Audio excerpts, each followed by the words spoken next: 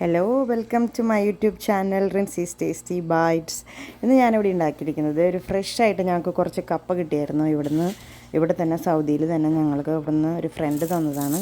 അപ്പോൾ ആ കപ്പ വെച്ചിട്ട് തൃശ്ശൂർ സ്റ്റൈലിൽ ചെണ്ടക്കപ്പ എങ്ങനെ പുഴുങ്ങാമെന്ന് ഞാനിപ്പോൾ കാണിച്ചു തരാം. അതിനായിട്ടൊരു സ്റ്റീമർ എടുക്കുക.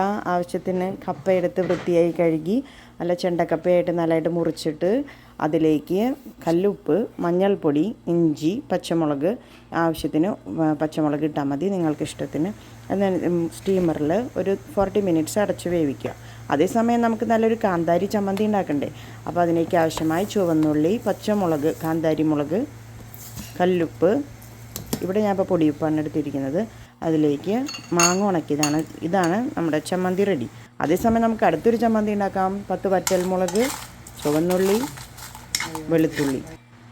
ഇതാണ് കപ്പ വേവായി. ഈ കപ്പ നന്നായിട്ട് സൂപ്പറായിട്ട് വെന്തിട്ടുണ്ട്. അപ്പോൾ നമ്മുടെ ചട്നി, സെക്കൻഡ് ചട്നി റെഡി ആയിരിക്കുന്നു. 2 ചട്നി റെഡിയായി. അതിലേക്ക് ആവശ്യത്തിന് കോക്കനട്ട് ഓയിൽ ചേർക്കുക.